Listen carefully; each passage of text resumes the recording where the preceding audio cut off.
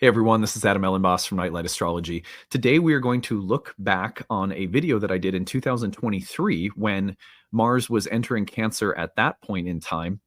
I unpacked 10 different themes that you may notice with Mars in the sign of Cancer. These themes may actually be greatly amplified as Mars retrogrades back into the sign of Cancer right now to stay until April through direct motion, retrograde all the way through the end of February. So these 10 themes in this video are highly applicable for us right now as we explore the Mars retrograde in the sign of Cancer. Now, if you want horoscopes for Mars in the sign of Cancer, be sure to look at our January horoscopes that Alex and Dana and myself did for you, because in that video, we also explore the house placement through your sun or rising sign. So you can check that out as well. We are in catch-up mode and sort of turn the chapter mode after our Kickstarter campaign. I record these a week in advance. So as I'm recording this first week of January for next week, which is when you're listening to this now, we are trying to turn the page on a huge amount of backer rewards, and our production schedule is just catching up a little bit, especially after the huge last minute push that we did in the final days of the Kickstarter. So bear with us this week as I have a few rewind episodes in store for you, but all of these episodes are highly relevant for what we are experiencing right now. And like I said, today, if you take a look at these 10 themes that I visited back in 2023 in a video called Mars in Cancer Troubling the Waters, you will notice that all of these themes have a lot of relevance for us right now with Mars retrograde in the sign of Cancer. So anyway, before we get into it, remember to like and subscribe, share your comments and reflections. If you've got a good story to share through this retrograde, send it to us, hashtag grabbed, and then tell us the transit and the story in the comments section, or email us your story, grabbed@nightlightastrology.com. And transcripts are available on the website, nightlightastrology.com. And then if you go over there, you're going to notice that under the events page, under live talks, we have a webinar coming up. And that webinar is on the Saturn-Neptune conjunction. That'll be next Thursday. I'll be promoting that more next week. But we're going to be looking at the Saturn-Neptune conjunction in Aries in a webinar next Thursday night. If you can't attend live, of course, the recording is there for you afterward. So anyway, that is it for today. I hope you will enjoy this exploration and pay special attention to all of those major themes that we have going on. There's 10 of them that I list here, all of which are applicable for us right now as Mars has just re-entered Cancer through its retrograde, where it will stay all the way through April. All right, take it easy. Hey everyone, this is Elenbaas from Nightlight Astrology, and today we are going to take a look at Mars's entrance into the sign of Cancer, which is happening over the weekend. As we come into the weekend, we've been focused, of course, on Pluto's entrance into Aquarius this week, which has been the big news. But another really big piece of news is that Mars has been in Gemini since last August and is finally leaving. And so as Mars leaves Gemini and moves into Cancer, what can we expect from this new Mars placement?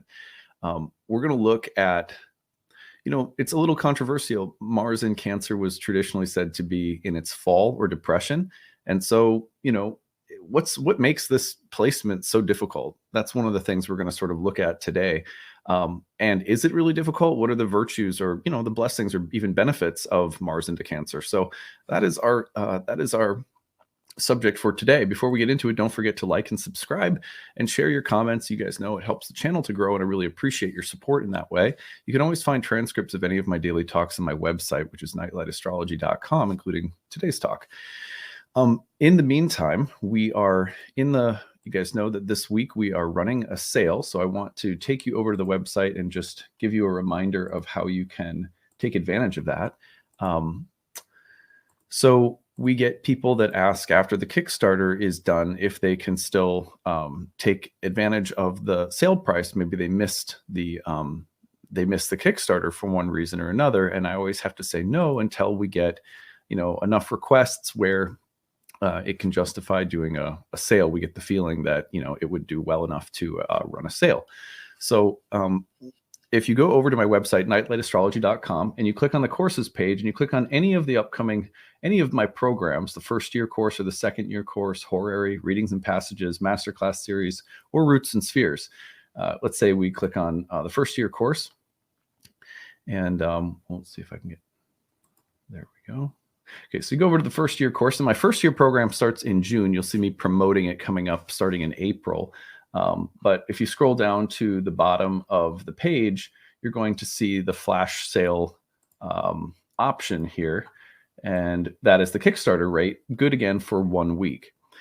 So the normal early bird payment is $12.99. This takes, a good $400 off from that. So it's a really good chance to save on any of my programs. And that's true for all of my programs. So if you, if you go up to the top of the page and click on the courses tab and you go first year, second year, all the way down, you'll find that all of the courses have a sale price at the bottom where you can save significantly. The first year course again starts in June. Second year course starts in June. The horary course also starts in June. We also have 1 year courses that start in November, so you can always take advantage of that. We will have a link up. It's not up yet as the time of at the time that I'm recording this. We will have a link up to our 2 and 4 class passes. So the 2 class pass and the 4 class pass will be listed there. There'll be a link, and you could find the link in the comments section or the description of this video as well. If you want to pick up a 2 class pass or a 4 class pass, that gives you even more savings if you bundle 2 or 4 classes together. So that'll be running until Monday, the 27th, until midnight. So hopefully you guys can take advantage of that. And I'm sure some of you already have this week. Yeah, any questions about our classes, the schedules, what's included, or the sale, or anything, just email us, info@nightlightastrology.com. All right. Well, we're going to put the real-time clock up now and take a look at Mars in Cancer. We're going to look at it from the standpoint of its entrance, but also how long will it be there, and what are some of the interesting features that this transit includes. So here we can see that Mars is moving in. Now, look at that. Usually it's like a big fat line, but today it's a tiny line. All right, here we go. So there's Mars in Cancer moving in on Saturday, March 25th. And then we're going to see that Mars in Cancer stay for quite a while until the late part of May. But one thing that's really interesting is we have some really big events in Aries, which is the sign of Mars, that will be hosted by Mars in Cancer. So here's the Sun-Jupiter conjunction, which is the sort of the reset moment of Jupiter's synodic cycle. That is hosted by Mars in Cancer. So you're going to get a real Mars in Cancer flavor from some of the big transits in April, in other words. The other major transit in April that will also be hosted by Mars in Cancer I'm just struggling today with my little, here we go. So the other major event will be the solar eclipse, and the solar eclipse is coming through on the 19th. So you can see the sun and moon coming together at the last anaretic degree of Aries, pretty close to Jupiter. This solar eclipse is also hosted by Mars in Cancer. So Mars in Cancer is doing a lot of work with some of the transits in Aries throughout the month of April, which makes it a little bit more interesting. We'll be talking about that more in depth, in April as we come closer to those transits. Mars will then move along, and another interesting transit will be the Mars trine to Neptune, which comes right around the middle of May. This is May 15th. And then it finally enters Leo right around May 20th. So about 2 months worth of Mars in Cancer. Now, again, one of the reasons that this is such a big deal is that we have had Mars in Gemini since late August. So even just this change of Mars energy should be felt, and I think it should be pretty nice. It's like, well, let's get a different Mars up in here. We've spent so much time with Mars in Gemini. All right. So, what I want to do today is I want to talk about Mars in Cancer was traditionally said to be depressed or in its fall. And for people who practice or study ancient astrology, usually Mars in Cancer is seen as a more difficult planet, as a more difficult planetary placement. Mars alone can be was one of the 2 malefics, sort of a troublemaker at times. Of course, it's a planet of war and conflict. There's so many good things that come from Mars, though, like bravery and persistence, courage and conviction, sacrifice and honor. Those things are also like a knightly code that's related to Mars, and we all need that, whether it's a feminine warrior goddess archetype or It's the, the way that the heroic masculine sort of functions when it's at its best. Mars has some really good things to offer us as well. Mars in Cancer is a difficult placement. We have to try to understand why. So we're going to start off with just a little explanation about its dignity, and then we're going to go into 10 ways in which Mars in Cancer troubles the waters. So first of all, in the original scheme of dignities, you have a very elaborate rationale for why planets are placed in certain signs and considered to be exalted in some and depressed in others. One of the things that's really interesting is that Mars is said to be depressed in Cancer, but exalted in the polar opposite sign of Capricorn. One of the reasons for that is that you have a kind of dichotomy between the beginning of summer and the beginning of winter. And Mars is associated with death. And Mars was, whether it's the death given on the battlefield in sacrifice, the death of a martyr for a cause, the death of a mother for its child. I mean, it could be a very honorable form of death. It doesn't have to be just malicious and terrible and scary. Death as the exiting of the soul from the body. Mars is connected with severing and cutting.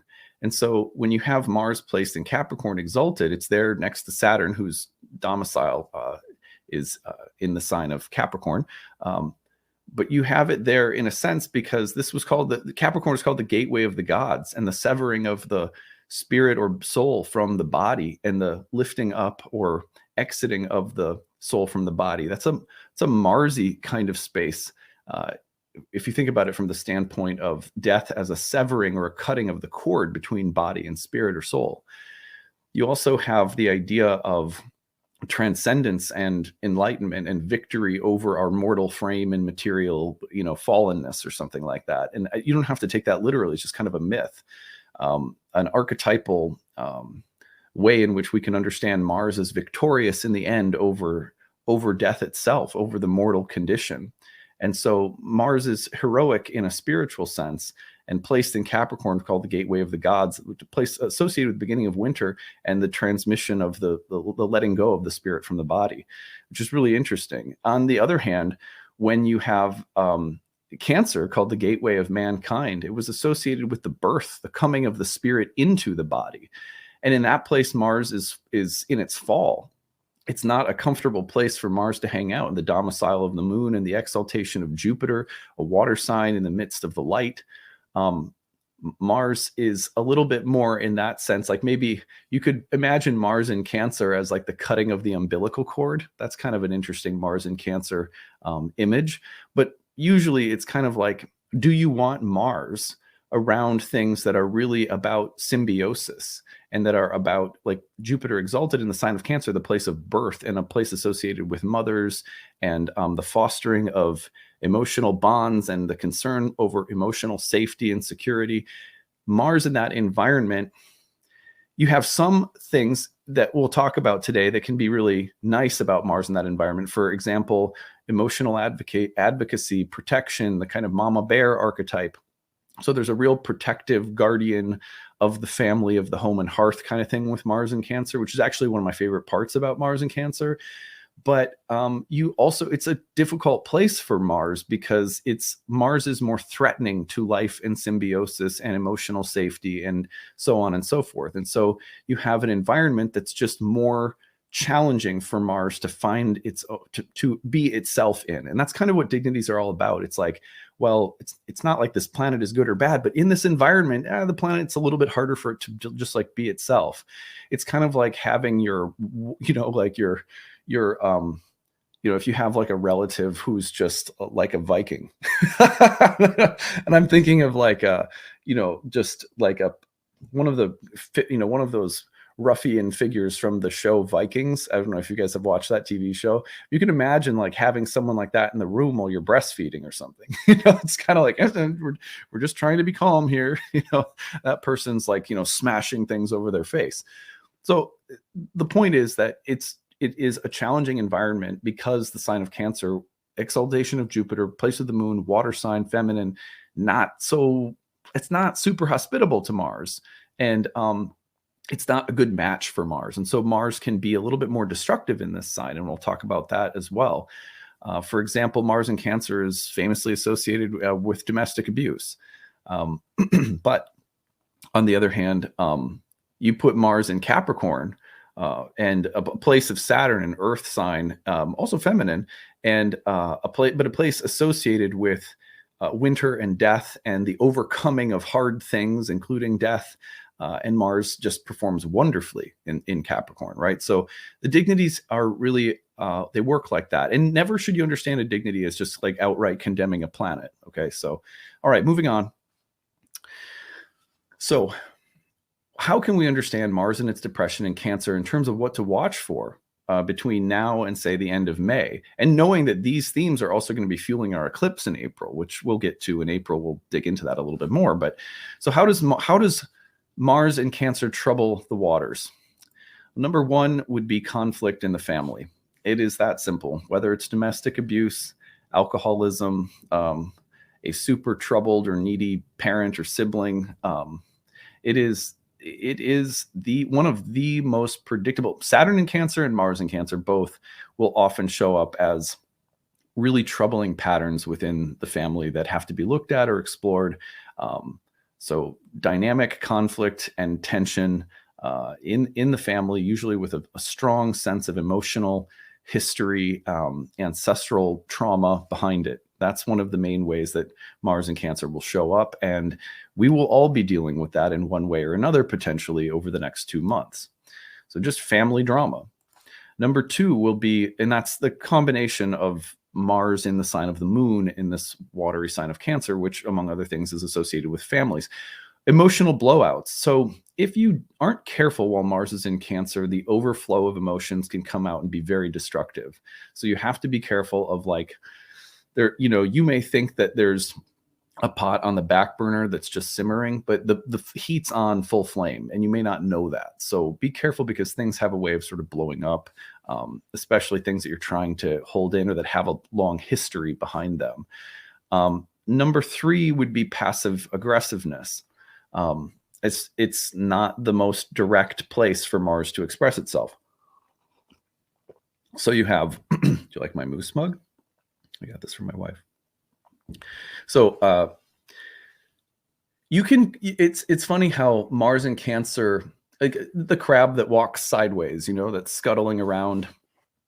Mars does not take a direct path, and which might be emotional tact, emotional intelligence when it comes to, picking and choosing your fights or battles. And that can be a gift of Mars in Cancer, can be like the way that emotional intelligence works when it comes to conflict or tension or handling those things. There can be some emotional intelligence on board to handle a conflict. Hey, that's a benefit. So we don't have to look at it all as totally negative, right? But passive aggressiveness would be one, just one thing to watch for. So, all right. So that would be number three. Number four is civil war. Now, okay, this is classic. Every time Mars is in Cancer, I feel like I will visit with at least a few people who are having major struggles with neighbors or roommates, or people that you share a living or communal situation with, even if they're like, you don't know them, but they're in the same neighborhood. And of course, Mars in Cancer could be used as a timer for different conflicts between rival or opposing groups, politically, ideologically, culturally. You can see people that are just more, it's like Hatfield's McCoy's thing, which I actually brought up last summer when we had some drama in the sign of Cancer as well. And by the way, we had some drama in the sign of Cancer last summer, and we had neighbors that were just awful to us because we were in the process of building the community herbal medicine garden. So, and they were just like super, super mean. Anyway, and that was like, it was just interesting because I had actually said, well, we could see a little bit of drama. The Hatfield McCoy thing was something I referenced at that time. And then that ended up happening. I thought that was really interesting. Not interesting to, well, I guess it keeps it interesting when you're experiencing something that's kind of shitty. But so civil war, if you think about Romeo and Juliet and you think about the battling families of the, oh my God, what were their names? Oh, why am I forgetting this? The Capulets and the Montagues. Is that right? Tell me if I got that right. So it'd be like that, warring families.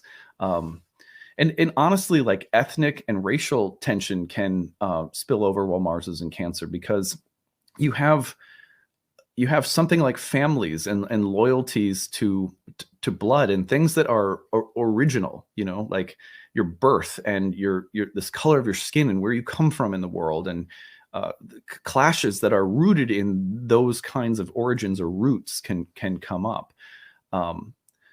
Anyway, number 5 would be neediness. The person now, I don't mean neediness sounds awful right away, but some legitimate needs can also come up in ways that are very intense. For example, a family member, I don't know, breaks their foot and has to come live with your mom. She lives on her own. She breaks her foot. She has to come live with you because she can't get around her house on her own. Suddenly, it's like you're happy that she's there, but boy, is it a pain in the ass for a month. You know what I mean? So the needy, and this can be, but this can be not so benign either. You can have people that will try to sabotage every last thing you do as a way of trying to assert their need. And, well, don't do anything on your own. I can't be alone. Like codependence and emotional manipulation and coercion emotionally, and the archetype of the dark mother. It can be very Mars in Cancer. The similar placement Mars in Cancer is Moon and Pluto. If you know that placement, there's a similar vibe with Mars in Cancer at times. So the devouring or the smothering figure emotionally, whether that's a mom or whatever else. Mom is sort of stereotypical. You get what I'm saying, though. Number 6 would be defending or advocating. This is my favorite part about Mars in Cancer, is that Mars in Cancer will often show up and be ready to defend or to advocate for someone or something. Say, I'm standing up for you. I'm advocating for you. I care about people emotionally, especially things like the environment, women, children, the family, the home, the land, the family pride, the group, the group that has a sense of emotional or family-like quality to it, and standing up or fighting on behalf of it. So defending or advocating, the mama bear archetype that's my favorite part about Mars in Cancer. It's really, really good at saying, don't mess with what I love, Number 7 is emotional division. Now, this can often take place within ourselves. So, for example, oops, let's get the camera back here. There we go. For example, you may feel divided about your emotional loyalties within yourself. Feel devoted to this. I feel devoted to that, and it can go back and forth. So anytime that there is a state of feeling divided and torn apart over different kinds of emotional needs or wants or feelings of loyalty, and the feeling of conflict about them can come up within us. And what I like about that, actually, even though that's not like fun to deal with per se, is that it can help us. Mars in Cancer can help us prioritize our loyalties, and also learn I feel like every time Mars is in Cancer, I end up learning that I can care about more than one thing at once, and things that appear like, well, if you care about this, you have to be angry at that. Or if you care about this, then you have to automatically dislike this person or something like that. That Mars in Cancer will often teach me that it's okay to have different loyalties and different investments emotionally in different people and places and things, and I don't have to pit one against the other. It's like it's almost like you can compartment. The desire is almost like all of Mars in Cancer can place this pressure on you, like I should be a totally unified front, clear emotional loyalties, all defined. But we're not that simple, are we? I mean, it's like, on the one hand, I like this, but I don't like this. And most of us can't perfectly organize our conflicted feelings. We can't coordinate all of the different voices inside of us that have different needs and wants and dislikes and things like that. And so sort of learning to live with a little bit of emotional chaos and uncoordinated feelings. There's something about this placement that teaches me always that like the mess inside of you is okay. You don't need to do anything with it necessarily. And sometimes it's also very clarifying in terms of what's helping me and what's not, especially with conflicted feelings. Anyway, number 8 would be weakening the masculine, or you could just call it the yang, because I think it's something that exists within all of us. Mars in Cancer will be one of the placements associated with, impotency or erectile dysfunction, or men who are like the picture of a man lactating or something like that, or gynecomastia, the man boobs. These kinds of images are usually in the negative, right? They're usually like, oh, he's femi or something, and that'll be like an insult to a man. But I think the opposite of any kind of masculine thing that becomes weakened. For example, the image of like what's the phrase? A henpecked husband. I'm sure that's not a nice phrase, but like the stereotype of someone who's a nice guy but maybe a pushover, and he's got a wife that's always like beating up on him. Of course, believe me when I say that Mars in Cancer can represent domestic abuse in any direction, right? But the potential to feel like the masculine is being, sort of beat down or pushed into submissive, or that it's like being overly passive, for example, when you need to be more assertive. And again, don't think if masculine is a problematic word for you, I would just replace it with yang. Like the yang part of you is being kind of beat down and weakened somehow. That's a real part of what Mars in Cancer can represent. All right. So anyway, that's one of the archetypes. But oddly, I'll get to that in a second. Number 9 would be softening aggression. Now, this is a real benefit. Let's say that you, on the other hand, you have an overly active and sort of domineering Mars, or put differently, you have an overly aggressive personality. One benefit of Mars in Cancer, again, that I mentioned earlier, is the emotional intelligence to use Mars differently so that aggression becomes softer. And this is actually a benefit. If you have the masculine sort of, or the yang sort of run amok, then Mars in Cancer can actually sort of soften and bring it into a more relationally aware place. And that could be a benefit. And then number 10, and I mentioned earlier, weakening the masculine, but the other thing that's really interesting is you have I think it was Michael Phelps who has Mars in Cancer. I can't remember that off the top of my head. Someone check that and tell me. I'm pretty sure Michael Phelps had Mars in Cancer. But anyway, anything that like competitive swimming is such a Mars in Cancer kind of thing. The Navy and battles on the ocean and Navy SEALs. And so Mars in Cancer can also represent things that are very, I guess, quintessentially masculine or competitive, warlike, but that are just involving water, which is, just kind of like so literal. But yeah, there it is. So these are some of the ways that Mars in Cancer tends to show up. I hope that this prepares you for 2 months of this placement. We'll take a look at how Mars in Cancer will show up and express itself within the eclipse and the big Sun-Jupiter conjunction in April. Those will be toned by Mars in Cancer as well. So that should make those eclipses pretty interesting, or that eclipse pretty interesting. That's what I've got for today. I hope you guys are going to have a great weekend. Don't forget that you can find a transcript of today's talk on the website, nightlightastrology.com. And don't forget that you have a couple more days until Monday to take advantage of the flash sale, which is running on the website for all of my courses. You get a big discount on all of those programs until Monday night at midnight. So hopefully you will take advantage of that. If you have any questions about our programs or the sale, email us, info@nightlightastrology.com. You can also find the link in the comments section to get over there. Hope you guys are doing well. We'll talk to you again soon. Bye.